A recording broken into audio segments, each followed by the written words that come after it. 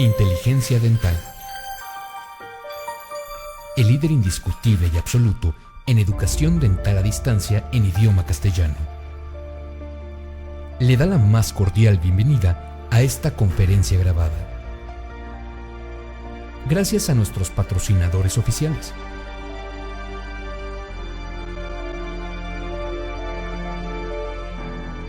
Le ofrecemos siempre un amplio abanico de temas útiles y de actualidad, entregados con alta calidad, por excelentes conferencistas.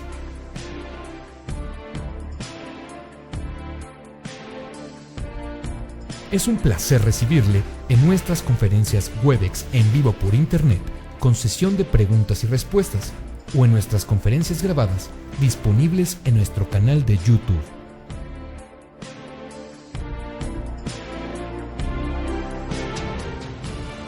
Sus sugerencias y comentarios son bienvenidos en promo@inteligenciadental.com. Por último, le invitamos a visitar nuestro website, en donde encontrará toda la información disponible: www.inteligenciadental.com. Que disfrute esta conferencia.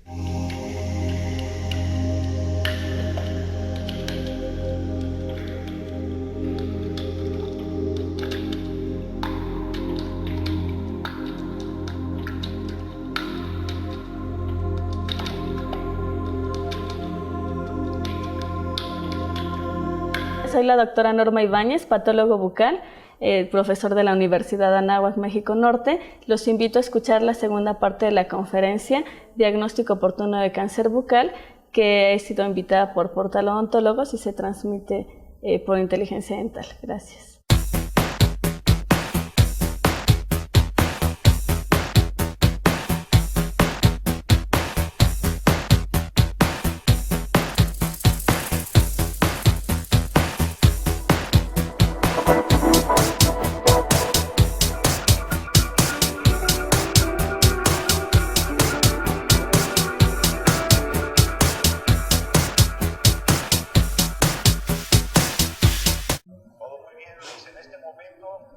Pasándoles el privilegio de presentador para que nos hagan favor de compartir su pantalla. Perfecto. La conferencia, y mientras hacen eso, puede saludar a la... Bueno, pues agradezco a toda la audiencia que por segunda ocasión está aquí en la sesión con el tema diagnóstico de cáncer bucal con la doctora Norma Ibáñez Mancera. Me permito presentarla su trayectoria. Cirujano dentista con especialidad en diagnóstico integral y patología bucal, catedrático de diferentes universidades como la Universidad Anáhuac, México Norte, desde aquí transmitiendo, Instituto Universitario Franco-Inglés y la Facultad de Odontología de la UAE, coordinadora del Diplomado en Diagnóstico Clínico en Patología Bucal en la Universidad Anáhuac, México Norte, y autora del libro Propedéutica y Semiología en Odontología por el Sevier. Y pues no me queda más que dejarlos ya con la doctora Norma y agradecerle su disposición y conocimientos. Y pues adelante, doctora, un gusto. Buenos días, estamos iniciando la segunda sesión de diagnóstico de cáncer bucal a través de Inteligencia Dental. Le agradezco a Portal Odontólogos nuevamente la invitación para poder compartir con ustedes este tema tan interesante que es el diagnóstico del cáncer en la cavidad bucal, y también a la Universidad Anáhuac por ser la sede para poder transmitir esta conferencia. Bueno, en la sesión anterior estuvimos platicando sobre diferentes alteraciones de neoplasias malignas que se pueden presentar en los tejidos de la boca. De entre ellos destacamos la presencia del carcinoma escamocelular, ya que es la neoplasia maligna más común de la boca.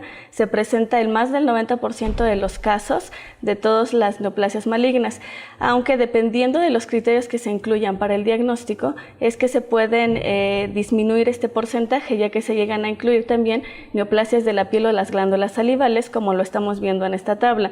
El melanoma es otra entidad muy importante que debemos de identificar, ya que es una neoplasia rápidamente progresiva, destructiva, invasiva, que va a dar como resultado una expectativa de vida para el paciente muy pobre. El melanoma es una lesión pigmentada que puede iniciar simulando cualquier tipo de lesión melánica como los nevos o las máculas melanóticas. Es importante extirparlos para poder dar el diagnóstico definitivo. Sin embargo, también es posible que podamos aplicar una mnemotecnia clínica para poder diferenciar entre la posibilidad de malignidad de las lesiones pigmentadas. El ABCDE, que incluye la asimetría en la estructura, la diversidad en los tonos que puede presentar la lesión, la forma irregular, el diámetro mayor a 6 milímetros y una evolución rápida con elevación de las lesiones. Otra lesión importante que destacamos es el carcinoma mucoepidermoide. Esta es la neoplasia maligna más común de las glándulas salivales. El sitio de predilección es la glándula parótida. Intraoralmente se puede presentar en cualquier parte de la boca donde hay glándulas salivales menores, que es prácticamente toda. Y puede verse como un nódulo o como una úlcera. Es importante destacar de esta lesión que tiene 3 etapas claramente diferenciadas, de las que va a depender mucho el pronóstico del paciente. En la etapa inicial lo podemos observar en la parótida como un aumento de volumen fluctuante que puede simular una lesión quística. Lo mismo pasa en los tejidos blandos como en el paladar o en la mucosa de los labios o los carrillos, que lo veríamos como un nódulo de superficie lisa y fluctuante muy parecido a un mucosele. De aquí radica la importancia de que hagamos el estudio histopatológico de todas las lesiones que se presentan en la boca, independientemente de que sospechemos que sean malignas o no. Es importante poder determinar el diagnóstico definitivo para establecer el tratamiento adecuado para cada una de las entidades. Bueno, en esta ocasión les voy a profundizar un poco más sobre la epidemiología y los factores de riesgo del cáncer bucal, enfocando con mayor claridad al carcinoma escamocelular por ser la lesión maligna más común, pero vamos a incluir también algunos otros ejemplos. Inicialmente pues tenemos que identificar las lesiones. Para esto es importante recordar la exploración de la mucosa bucal, que tiene que ser sistemática, ordenada, tiene que llevar claras las características que vamos a identificar en los tejidos. Hay que recordar que la mucosa bucal se organiza en 3 componentes: en mucosa masticatoria, que es el paladar duro y la encía; en la mucosa especializada, que es el dorso de la lengua y los bordes laterales; y la mucosa de revestimiento, que es el resto de la mucosa bucal. Esta es mucosa, independientemente del sitio, tenemos que identificar el color, la superficie y la consistencia.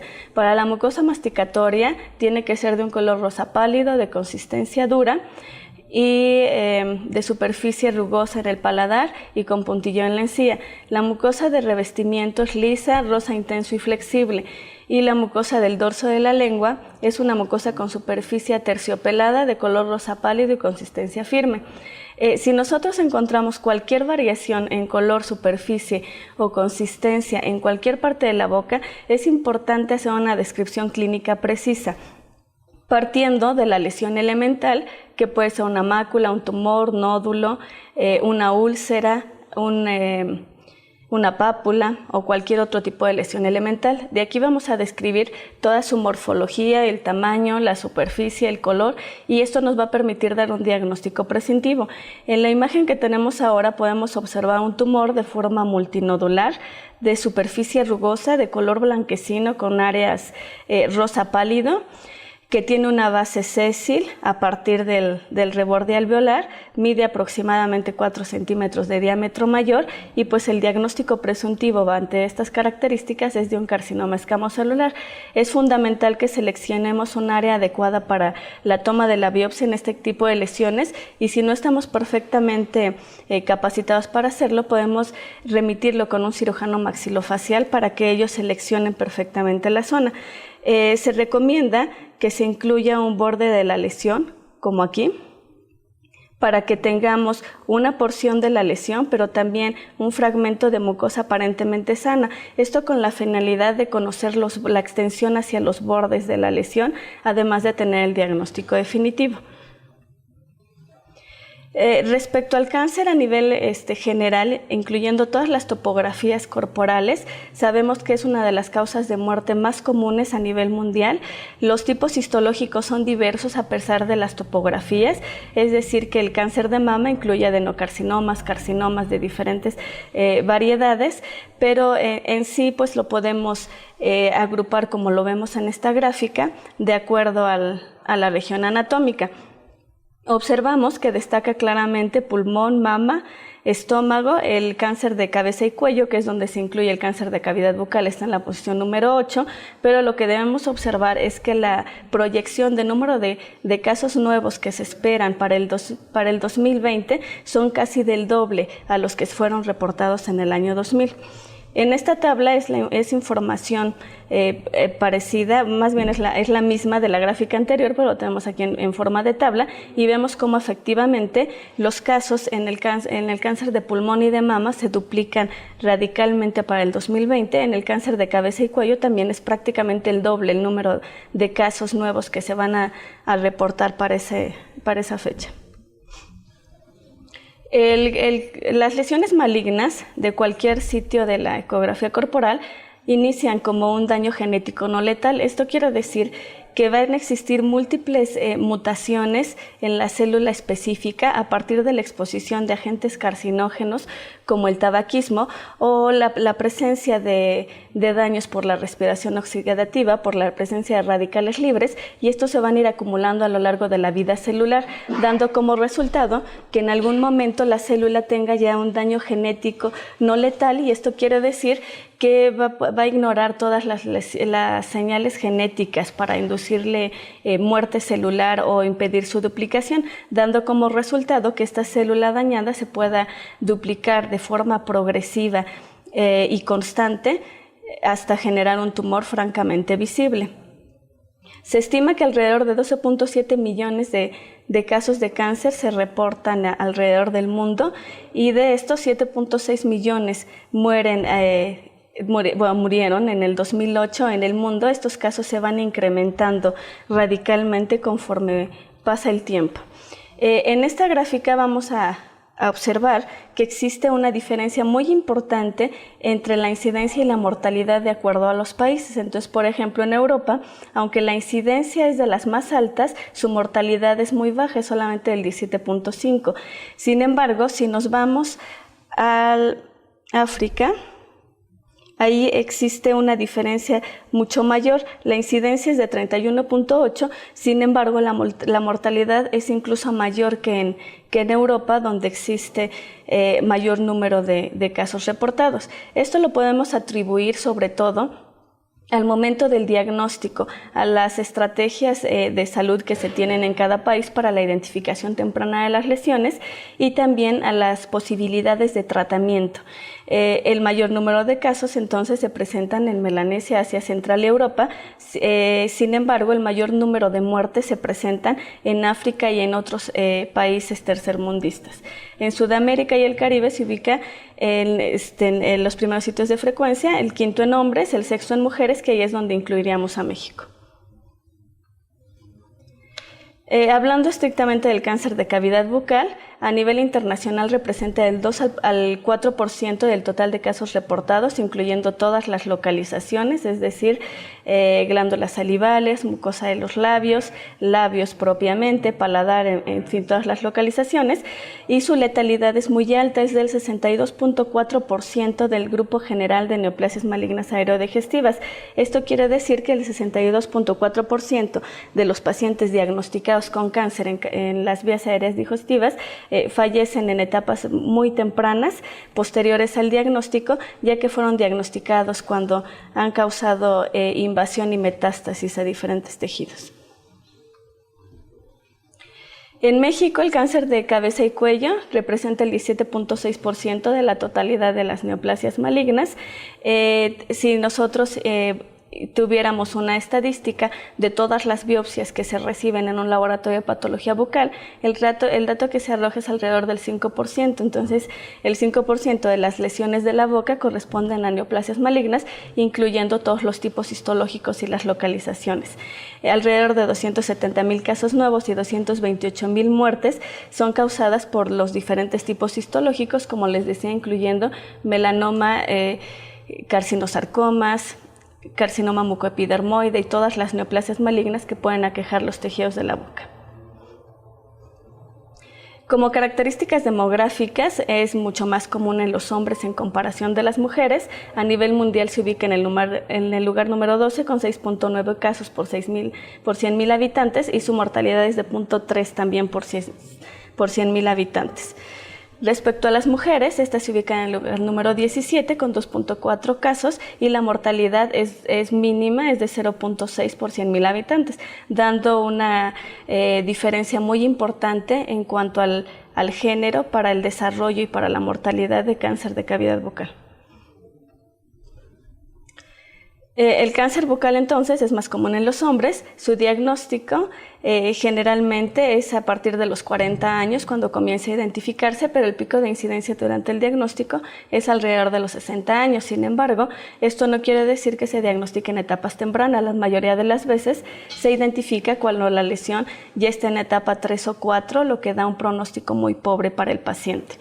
En esta imagen estamos observando uno de los aspectos clínicos más típicos de un carcinoma escamocelular, donde resalta que se desarrolla manifestándose como una úlcera asintomática en el borde lateral de la lengua con el borde indurado. Siempre que una úlcera sea sintomática nos debe de llamar mucho la atención, ya que una úlcera es la pérdida de continuidad del epitelio, por lo tanto, debería doler por la exposición del tejido conectivo. Sin embargo, cuando se trata de neoplasias malignas como el carcinoma escamocelular que estamos viendo en esta imagen, un carcinoma mucoepidermoide, linfomas o incluso leucemia, se percibiría como una úlcera asintomática. Cuando una úlcera entonces no duele, es primordial tomar una biopsia para poder identificar el diagnóstico definitivo de la lesión y establecer el tratamiento determinado. Como les decía hace un momento, la biopsia tiene que ser de uno de los bordes de la lesión para verificar la infiltración que ésta tiene. El carcinoma escamocelular, entonces, típicamente lo vamos a observar como una úlcera asintomática con borde indurado. El tamaño es variable dependiendo de su tamaño. Puede estar asociado ya a un tumor que puede ser palpable, firme y no desplazable en la zona afectada por la úlcera, pero no es la única presentación clínica que se manifiesta. También lo podemos observar como una excrescencia verrucosa de color blanquecino, de tamaño variable, igual por su tiempo de evolución, como nódulos superficiales de color eritematoso o violáceo, e incluso también el carcinoma escamocelular se puede presentar como una lesión intraósea, identificándola como una zona radiolúcida de forma irregular y borde indefinido. Sin embargo, en estos casos radiográficos, la mayoría de las veces pues no pensamos que se trate de un carcinoma, ya que hay otras entidades más frecuentes que comparten estas características, como el ameloblastoma. Respecto a la localización, el sitio más común de todos es la lengua, específicamente en el borde lateral de la lengua. Aquí vemos otro paciente con una lesión ulcerada, con borde indurado, ligeramente blanquecino, el fondo sucio, a la palpación es indurado, todo el contorno de la lesión, es asintomático. La mayoría de las veces los identificamos como hallazgos durante la exploración, a menos que ya esté extendido como una masa tumoral profunda y adherente a tejidos profundos. El siguiente sitio de predilección es el piso de la boca. En el piso de la boca es relativamente común observarlo como una mácula eritematosa de forma irregular, de borde indefinido y asintomática, que clínicamente corresponde al diagnóstico de eritroplasia. El siguiente sitio es la encía, como uno de los casos que vimos al inicio de esta charla, donde podemos observarlo como una excrescencia verrucosa o como un tumor multinodular que puede ser de color blanquecino, de color rosa pálido, y en algunas ocasiones incluso puede estar asociado a la secreción de exudado purulento, ya que favorece la acumulación de bacterias e infecciones interrecurrentes. En el paladar vamos a observar sobre todo el carcinoma mucoepidermoide, que es el tumor maligno más común de las glándulas salivales, y este lo podemos identificar con dos aspectos. Puede ser como un nódulo violáceo asintomático o como una úlcera asintomática, muy parecido al carcinoma escamocelular. Los carrillos y el vestíbulo son la siguiente localización de las glándulas salivales. La parótida es la glándula más afectada por tumores malignos, ya sea carcinoma mucoepidermoide, carcinoma adenoideo quístico o carcinosarcomas. En varios estudios pues, se ha identificado que la lengua es el sitio más común, pero también si se incluyen los labios en esta selección de casos, los labios quedaría por arriba de los casos reportados de la lengua, esto debido a que la radiación solar es uno de los factores importantes para el desarrollo de neoplasias malignas en la piel, incluyendo al carcinoma escamocelular, al melanoma y al carcinoma vasocelular. En México, en un estudio que se realizó en el Instituto Nacional de Cancerología, se encontró que el 35% de los casos de cáncer se van a desarrollar en los tejidos de la lengua, entonces hay que poner especial interés a las lesiones que se presentan en la lengua, sobre todo en los bordes laterales, y más aún si se trata de lesiones ulceradas asintomáticas. La sobrevida de los pacientes varía mucho dependiendo del estadio y del tipo histológico de la lesión, pero en general, englobando todos los tipos de histológicos de neoplasias malignas de la boca y combinándola con la localización, se reporta que la sobrevida a 5 años de los pacientes con diagnóstico de cáncer bucal puede ser solamente el 25%. Esto quiere decir que el 75% de los pacientes que se diagnostican con algún tipo histológico de cáncer bucal mueren antes de los 5 años posteriores al diagnóstico.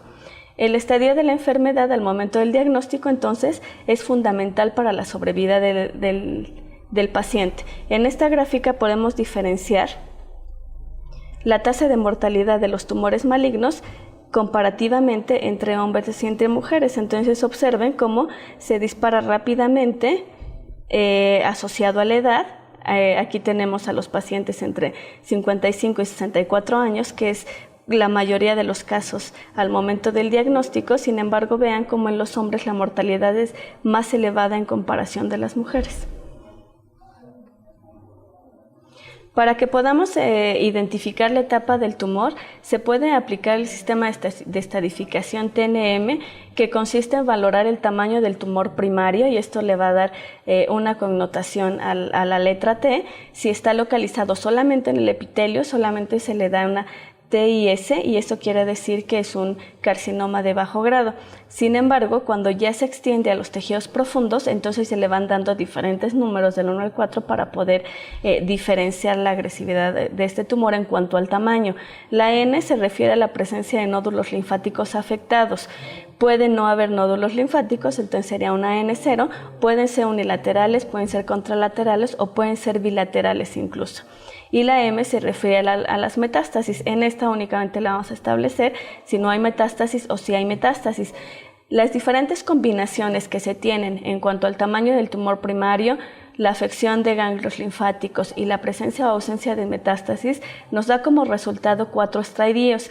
Los estadios, por supuesto, son progresivamente representativos a la agresividad. Entonces, en el estadio 1, que es el estadio menos agresivo de la enfermedad, los pacientes tienen una sobrevida hasta del 80% a 5 años. Sin embargo, en el estadio 4 solamente el 15% sobreviven y el restante 85% mueren antes de los 5 años, muchos de ellos en el primer año posterior al diagnóstico. Aquí estamos viendo otra imagen de un tumor en el borde lateral de la lengua, pero este ya es francamente invasivo. Vemos claramente cómo hay invasión a los tejidos, se ha perdido totalmente las características que mencionábamos al principio. En esta imagen ya vemos, en lugar de la superficie aterciopelada, una superficie lisa. El color es eritematoso con áreas blanquecinas de color rosa pálido. A la palpación es indurado, es desplazable, impide el funcionamiento normal de la lengua, y pues estos son la gran parte de los casos que se diagnostican en nuestra población en etapas bastante avanzadas, donde el tratamiento, aparte de ser mutilante, incluye dosis muy elevadas de radiación e incluso quimioterapéuticos también bastante agresivos, que dan al paciente una calidad de vida muy pobre y aparte su expectativa de vida, vean cómo puede ser solamente el 15% si ya está en estadio 4, es decir, si el tumor es mayor a 5 centímetros como si tiene invasión a ganglios y si tiene metástasis al momento del diagnóstico. En esta gráfica vemos igual la comparación, cómo va cambiando con la edad del paciente, y esto radica sobre todo con la exposición a los agentes carcinógenos, pero también sobre todo con el momento del diagnóstico. Entre más pronto se diagnostique, mejor es la expectativa de vida para el paciente. Entonces tenemos la línea roja corresponde al número de casos de cáncer en hombres, y la línea azul es la mortalidad en los hombres. Entonces vean como no todos los pacientes con cáncer bucal hombres fallecen, sin embargo sí hay un buen porcentaje de pacientes. La línea verde son los casos que se reportan en mujeres y la línea amarilla es la mortalidad en mujeres. Igual vemos que existe menor mortalidad que diagnósticos asociados sobre todo a la etapa en la que se diagnostica, sin embargo sí es muy alta la mortalidad todavía en nuestra población. En un estudio reciente que se realizó en el Instituto Nacional de Cancerología se encontraron estos hallazgos respecto a los pacientes con cáncer bucal asociado a la participación de los odontólogos y los médicos con el diagnóstico. Los pacientes en general realizan un promedio de 0.8 visitas con un rango de 0 a 3 consultas a los odontólogos previo a que se les pueda dar el diagnóstico de carcinoma escamocelular y sean remitidos a centros de especialidad como es el Instituto Nacional de Cancerología. Los pacientes reciben un promedio de 2.3 con un rango de 1 a 6 consultas a médicos de diversas especialidades, destacando sobre todo los médicos familiares y los otorrinos. Se va a generar entonces como resultado un retraso en el diagnóstico que va de 1 mes a 3 años entre que el paciente identificó la lesión y buscó la atención con alguno de los diferentes especialistas, sean odontólogos o médicos, hasta que se le pudo dar un diagnóstico definitivo. Si nosotros exploráramos la mucosa de forma minuciosa y clara, identificando cualquier alteración y tomáramos biopsias, podríamos evitar que el retraso en el diagnóstico fuera tan grande hasta 3 años. También podemos identificar desórdenes potencialmente malignos y esto nos va a ayudar a identificarlo en etapas previas a la invasión de la neoplasia maligna. En estos destacan la leucoplasia y la eritroplasia. La leucoplasia es una placa blanca que no desprende al raspado. La superficie generalmente es rugosa, pero puede ser lisa. El borde es irregular. El sitio de predilección es el borde lateral de la lengua. Se ha reportado una incidencia de 400.9 casos en hombres y 70 casos en mujeres, entonces vean cómo igual la leucoplasia es mucho más frecuente en hombres en comparación de las mujeres, y el periodo de transformación maligna se reporta de 6 a 201 meses, con una media de 32 meses. Esto quiere decir que una vez que se identifica la leucoplasia, en algunos casos a los 6 meses ya se trata de un carcinoma escamocelular si no se le dio el tratamiento previo de forma adecuada y solamente se mantuvo en observación o se sospechó que se trataba de una lesión benigna como una queratosis friccional, o también pudo haberse confundido con una candidez hiperplásica y ser manejada con antimicóticos, retrasando así el diagnóstico definitivo y por supuesto el tratamiento indicado para este tipo de lesiones. En un estudio que realizó el Dr. Liu, realizó un estudio de corte donde siguieron los casos de leucoplasia a lo largo del tiempo para poder identificar cómo se iba transformando y cuál era esta tasa de transformación. Entonces se encontraron que 39 casos, el 17.9% de la muestra, sí desarrollaron carcinoma escamocelular, reafirmando más bien que la leucoplasia sí tiene la posibilidad de transformarse en cáncer, como se ha establecido por la OMS desde hace muchos años. La transformación maligna presentó un promedio de 5.2 años, es decir que lo que decíamos hace un rato puede ser desde los 6 meses o puede ser incluso mayor a los 5 años después del diagnóstico. En un periodo de 5 años no hubo desarrollo de carcinoma, entonces se dividió en 2 tipos de displasias. Las displasias de bajo grado fueron el 90% y las de alto grado el 61%. La lengua fue el sitio más común de desarrollo de carcinoma, que se asocia pues tanto a la predilección de localización de leucoplasia como a la propiamente del carcinoma escamocelular. La mayor prevalencia ya como carcinoma a partir de la transformación de leucoplasia fue en la sexta década de la vida, que es la misma estadística que tenemos reportada respecto a la aparición del carcinoma escamocelular, y en la relación hombre-mujer igual nuevamente vemos que hay una mayor incidencia en los hombres en comparación de las mujeres, siendo 10.6 casos por hombres por cada caso en mujeres en este estudio del Dr. Liu. El tabaquismo favorece la malignización de la leucoplasia oral, y esto pues se pudo corroborar con el seguimiento de estos pacientes, ya que los pacientes que no dejaron de fumar tuvieron una mayor frecuencia de carcinomas a partir de las leucoplasias. La eritroplasia es otro desorden potencialmente maligno que podemos identificar durante la exploración clínica.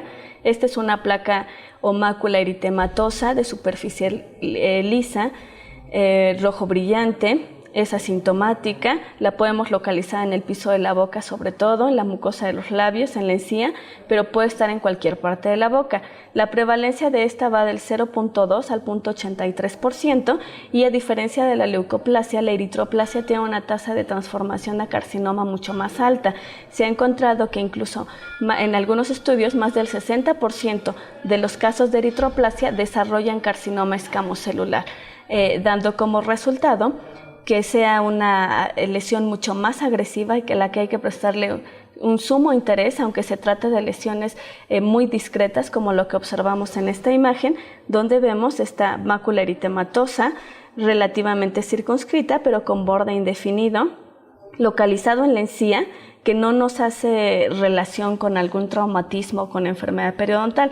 A todos estos casos que salgan de los patrones establecidos o incluso de la historia natural de la enfermedad, es muy importante que les tomemos una biopsia para poder establecer el diagnóstico, como les he estado insistiendo. Histológicamente, el cáncer bucal pues varía, como también ya lo mencionamos, dependiendo del origen celular. Entonces puede haber liposarcomas a partir de tejido adiposo, puede haber fibrosarcomas a partir de los fibroblastos, y en fin, así de todos los tipos celulares que hay en la boca puede haber neoplasias malignas. El cáncer de cavidad bucal entonces corresponde a diversas neoplasias malignas que pueden ser tanto de origen epitelial como de origen mesenquimatoso. En esta imagen estamos viendo el desarrollo de un melanoma, donde vemos que existen melanocitos en los diferentes estratos del epitelio, a diferencia de su contraparte en tejidos normales, donde los melanocitos solamente deberían estar en la capa basal, que es la capa más profunda. Vean cómo hay el depósito de melanina en diferentes partes del epitelio, ¿sí? Esto indica francamente una proliferación de los melanocitos y corrobora el diagnóstico de un melanoma.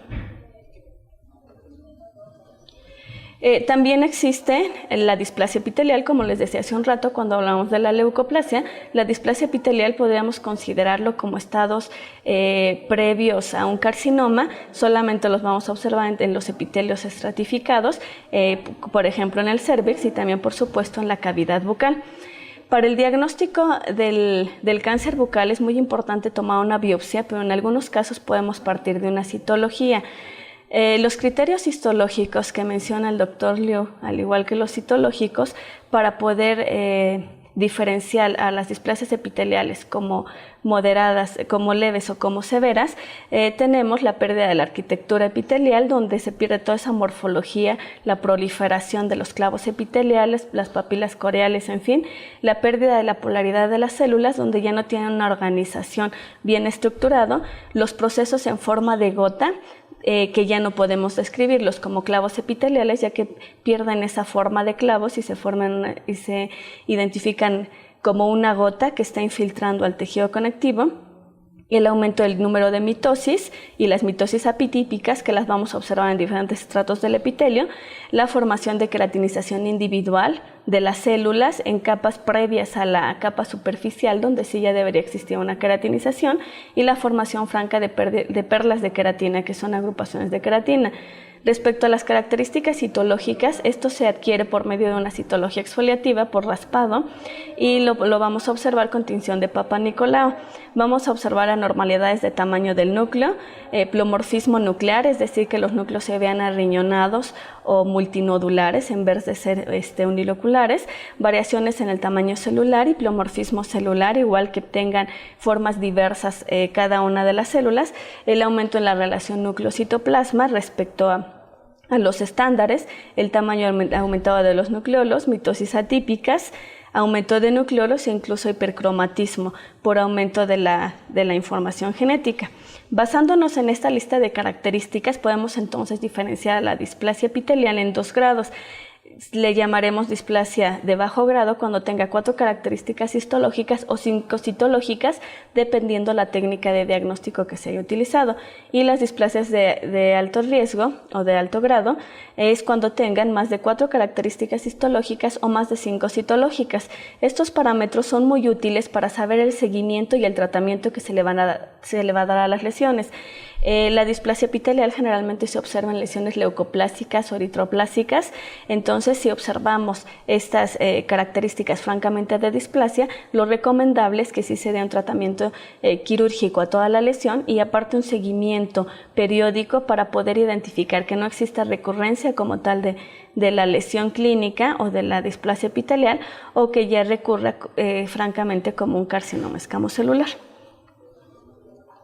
Histológicamente, el carcinoma escamocelular es la neoplasia maligna más común de la cavidad bucal. Aquí estamos viendo los 3 grados que se pueden presentar.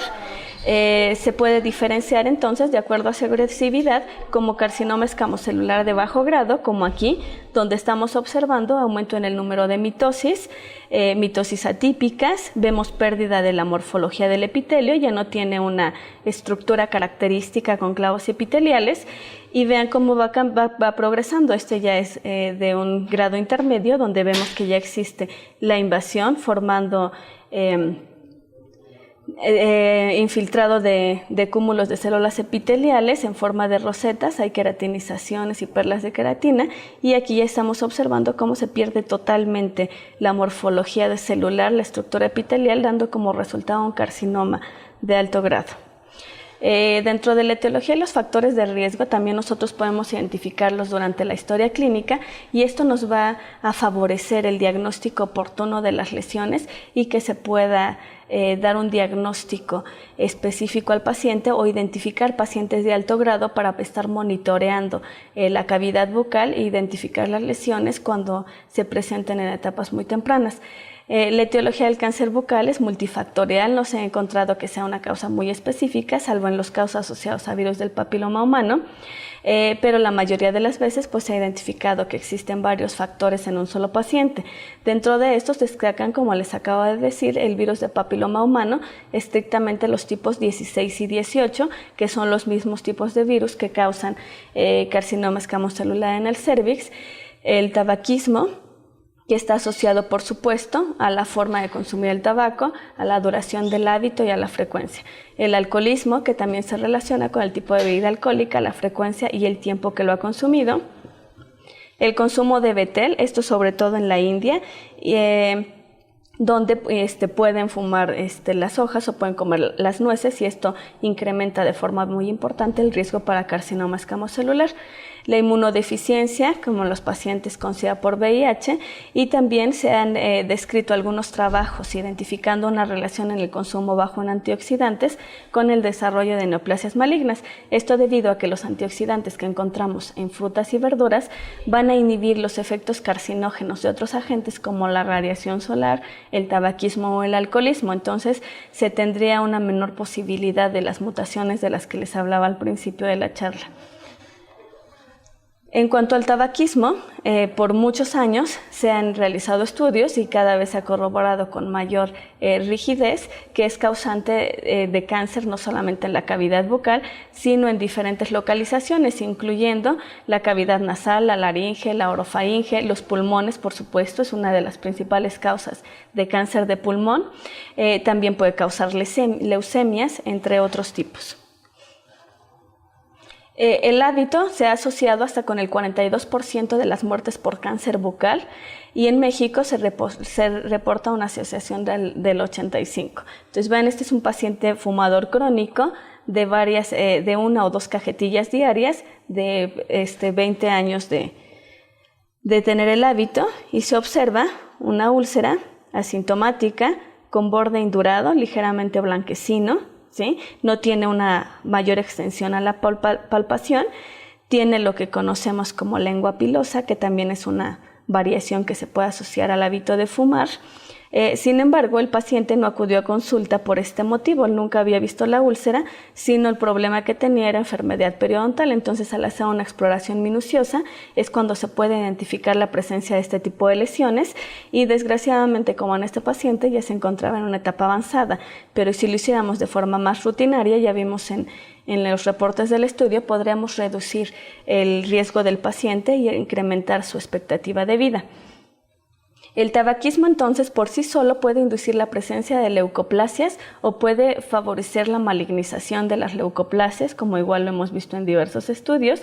El riesgo se va a relacionar con la frecuencia del hábito, con la intensidad del hábito, es decir, cuántos cigarrillos o la presentación como ingiere el tabaco tiene al día y pues sobre todo el tiempo de evolución y la relación que tiene el paciente, aunque también hay pacientes que han fumado demasiado y no desarrollan este tipo de lesiones.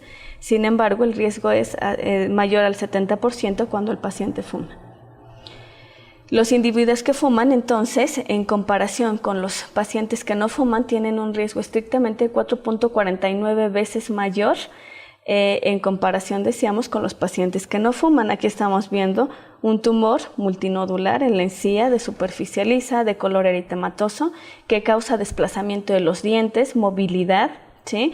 Esta era una lesión central que el paciente únicamente identificó por la movilidad de los dientes. Al extraer los dientes sin un diagnóstico previo, lo que observamos fue el crecimiento progresivo y rápido de la lesión hacia la superficie de la boca, identificando ya el tumor que vemos ahora en la imagen.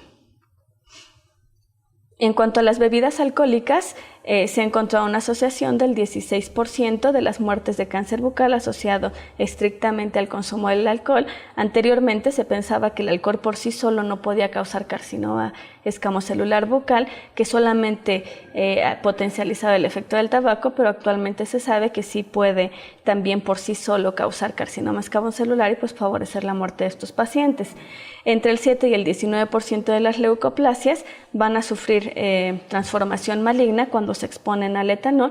Sin embargo, es mucho más alta el riesgo cuando el paciente fuma que si ingiere bebidas alcohólicas.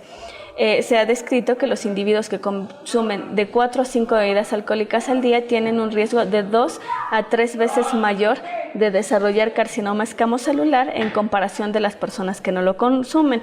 Este es otro aspecto clínico que podemos observar de estos tumores malignos, viéndolo como un tumor que desplaza los tejidos, que inmoviliza la lengua. Vean como parte del borde lateral de la lengua. Aquí podemos observar que es lateral. Sin embargo, es una lesión infiltrante que se puede palpar tanto en la superficie de la lengua como en la parte superior del cuello, ya que se está extendiendo y adheriendo a los tejidos profundos.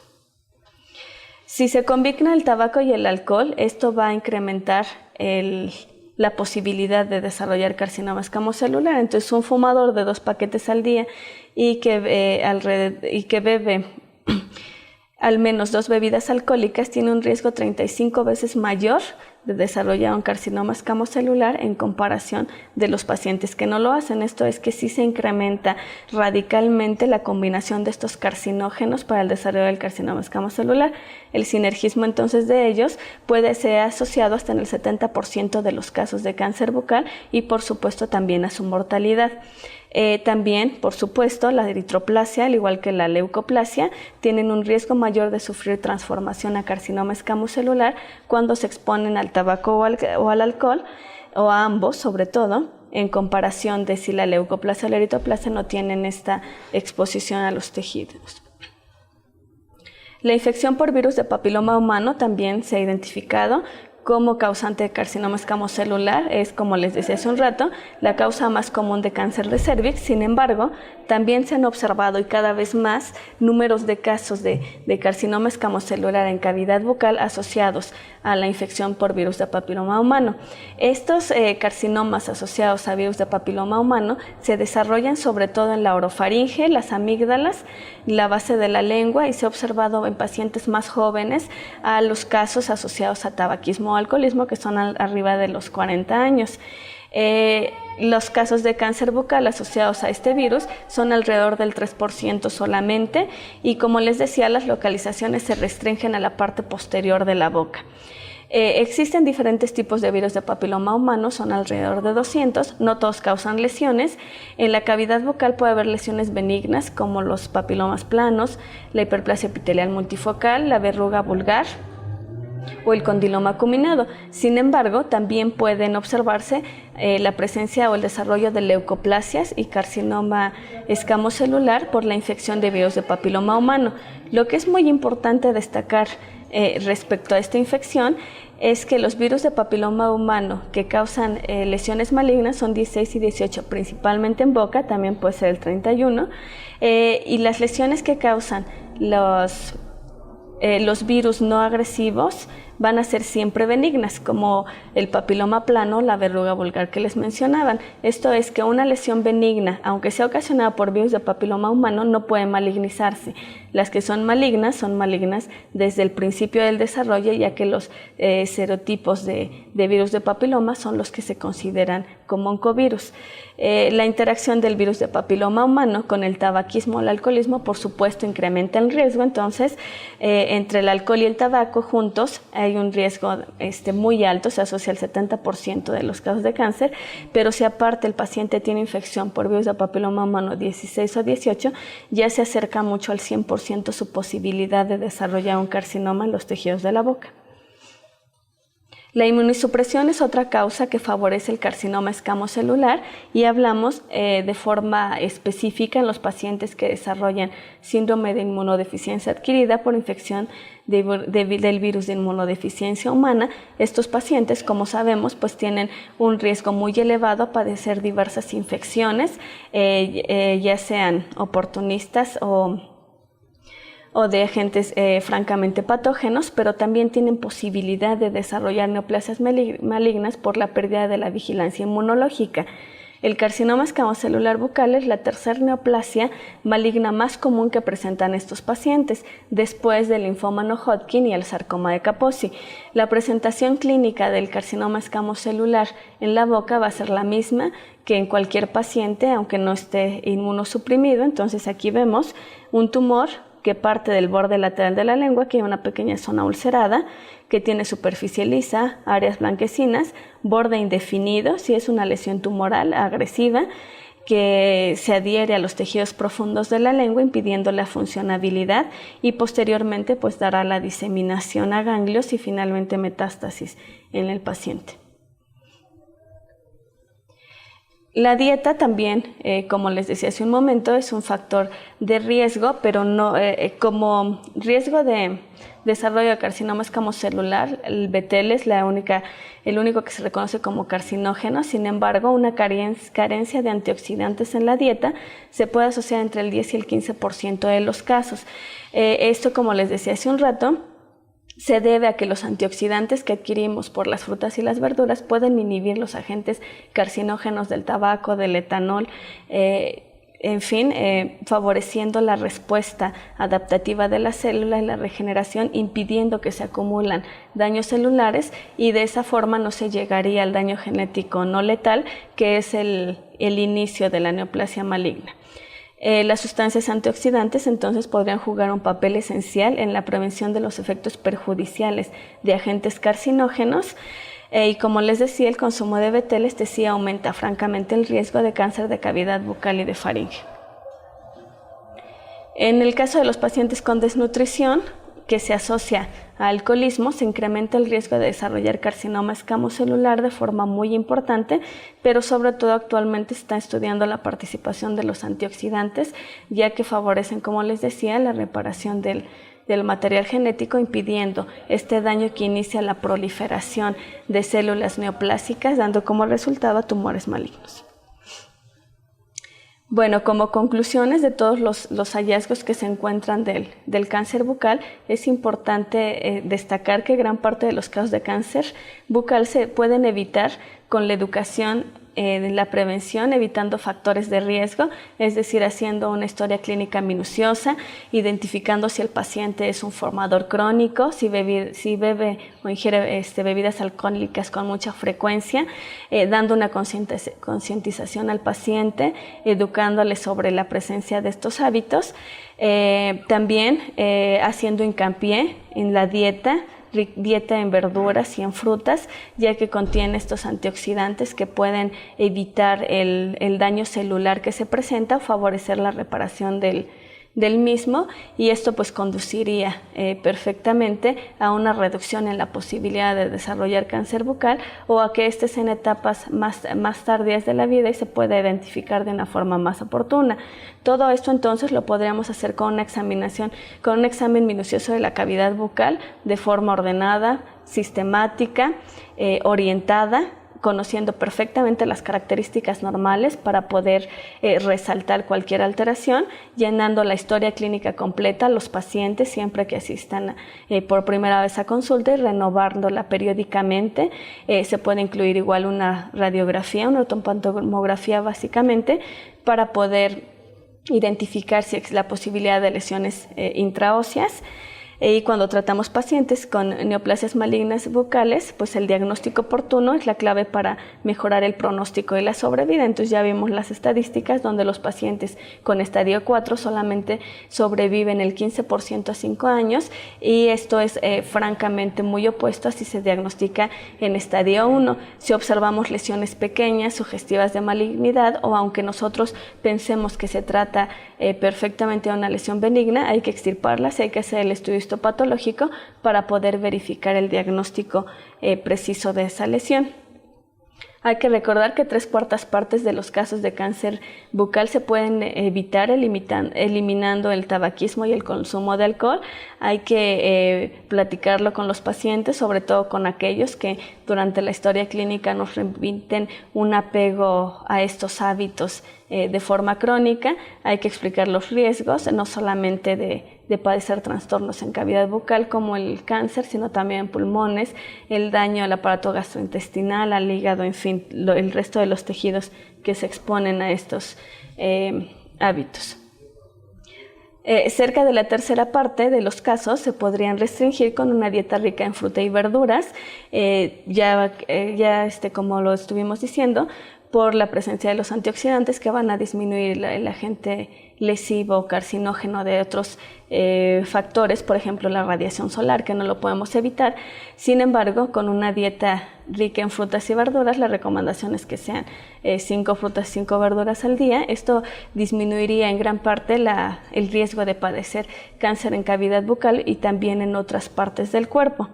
Es fundamental una evaluación clínica periódica de la cavidad bucal en busca de cambios estructurales sugestivos de malignidad y la eliminación de factores de riesgo. Entonces, en la primera consulta hay que realizar una evaluación minuciosa, crítica de todos los tejidos de la boca, reportar en la historia clínica cualquier alteración que se identifique. Pueden ser desde variantes de la normalidad como los gránulos de Fordyce hasta lesiones invasivas muy sugestivas de carcinomas o de otro tipo de neoplasias malignas en los tejidos bucales. Pero también hay que realizar esta evaluación de forma periódica, es decir, que por lo menos una vez al mes podemos revisar a los pacientes todos los tejidos de la boca para identificar que no haya cambios, pigmentaciones, úlceras o algún otro tipo de lesión que requiera de una atención especial, incluso de la toma de la biopsia. Actualmente pues observamos un retraso importante entre la aparición de los síntomas y el diagnóstico definitivo. Entonces, como platicamos hace un rato, puede tardarse hasta 3 años o 5 años incluso en algunas poblaciones el diagnóstico, desde que el paciente nota algún cambio en los tejidos, puede ser desplazamiento dental, puede ser una úlcera, la presencia de un tumor, una zona indurada, acude por primera vez a un servicio médico, ya sea con odontólogos o con médicos propiamente de diversas especialidades, hasta que se le da el diagnóstico. Esto se debe sobre todo a que sospechamos que la mayoría de las lesiones son benignas, entonces les dan tratamientos muy básicos de antiinflamatorios, antibióticos, antivirales, y lo que sucede es que progresa la enfermedad de forma rápida, invadiendo los tejidos, causando metástasis y dando como resultado que, pudiendo haber identificado la lesión en una etapa temprana, se identifica en estadios 4, donde la sobrevida es muy pobre y la calidad de vida para el paciente con el tratamiento pues también es bastante desfavorable. Todos los profesionales de la salud deben promover en sus pacientes el examen oral convencional, entonces podemos observar lesiones en etapas tempranas como esto, que no se parece a las imágenes anteriores que vimos, esta úlcera pequeña de 8 milímetros de diámetro, de forma irregular, asintomática, pero en donde todavía no existe un borde amplio de invasión a los tejidos. Es una lesión más localizada, ¿sí?, que podemos extirpar, y la expectativa de vida del paciente es mucho mayor, ya que se trata de un estadio 1. Sin embargo, si la ignoramos y pensamos que se trata de infección o algún otro tipo de alteración benigna, esto puede traer como resultado que la lesión progrese como a las imágenes anteriores, donde veamos que se afectaba prácticamente la mitad de la lengua. Los odontólogos pues somos los más indicados en realizar una revisión minuciosa de las estructuras bucales como parte del historial médico de los pacientes, pero les insisto, hay que hacer las revisiones periódicas, no solamente al inicio, sino de preferencia cada mes. Eso no quita más de 10 minutos, sin embargo puede ser invaluable el aporte a la salud del paciente. Todas estas acciones que hemos venido platicando pueden contribuir de forma importante a la detección y diagnóstico temprano de desórdenes potencialmente malignos. Acuérdense que los desórdenes potencialmente malignos, como la leucoplasia y la eritroplasia, puede tratarse solamente de displasias o carcinomas in situ. Esto le da un pronóstico muy bueno al paciente, ya que el tratamiento por lo general solamente es la cirugía, radiación y quimioterapia. Muchos de los casos son curables porque todavía no se trata de carcinomas invasores, pero si las ignoramos y dejamos que progresen, esto sí puede ocasionar que generen carcinomas invasores hasta etapas 4. En base a la creciente necesidad que existe para el diagnóstico de las lesiones, para la identificación, para el conocimiento de todos los tejidos bucales de forma normal, para corroborar las técnicas de exploración, varios profesores universitarios, profesionales de la odontología de diversas especialidades, nos hemos reunido para poder llevar a cabo esta obra que se llama Propedéutica y Semiología en Odontología. La editorial es Elsevier y está estructurado por 17 capítulos en los que se incluye el interrogatorio, la somatometría de los signos vitales, la exploración de las diferentes partes de la cabeza y el cuello, hasta llegar finalmente a estudios complementarios, incluso también los aspectos legales del expediente clínico. Existe la participación, como les decía, de odontólogos especialistas bastante enfocados y preparados en cada una de las áreas. En cada capítulo se describe de forma precisa las técnicas de exploración de cada uno de los tejidos, las características normales y, por supuesto, las lesiones más comunes que podemos encontrar en las diferentes localizaciones.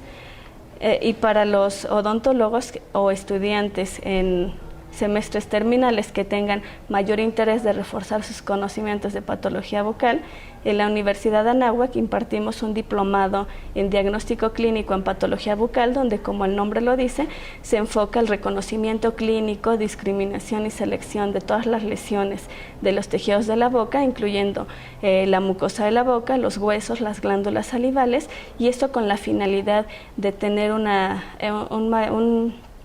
estructura más rígida, más firme respecto a la identificación de estos tejidos, diagnosticarlos oportunamente, manejarlos o remitirlos según sea el caso.